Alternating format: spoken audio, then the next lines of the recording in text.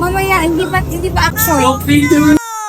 Yan, kasi ang dami ng pasaway dyan. Sinabi ng no picture, no video. Nasisira tuloy ang beauty ni Tita Claudine eh. Nag-video rin ako. Pero sumunod ako na after na ng movie. Kaya pwede ko nang i-post itong vlog ni Kerbo. Nakasama rin si Kenzo. Kaso nga lang, medyo busy siya ng mga time na yan eh. Kasi siya yung napili na abay na maglalakad sa aisle. So mukhang tayo muna ang kanyang magiging cameraman. Tara, panoorin mo natin itong saglit na vlog ko. At samahan nyo kami dito sa Home Along the Riles. Kasalan scene behind the scenes.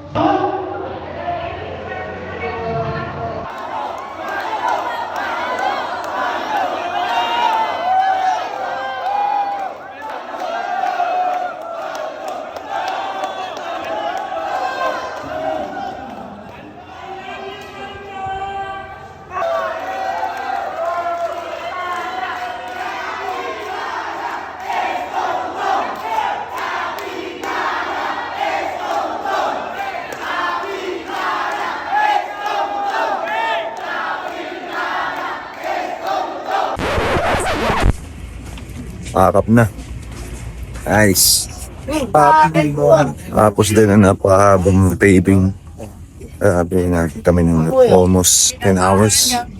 Oo, tamang pagkakarinig nyo mga kaangas. 10 hours. At normal pa yan, syempre, kapag ka-actor ka or extra ka man sa mga pelikulang ganito, hindi na yan bago sa'yo. Grabe din tong video na to eh, no? Sarap din balikan kasi 2024 pa to, kompleto pa ang pamilya namin. Salamat sa pagsama niya sa amin ni Kenzo at sa panonood ng vlog ni Kerbo. O siya paano, follow rin at i-share niyo lang din yung video kapag nagustuhan niyo. Okay, uwi na kami.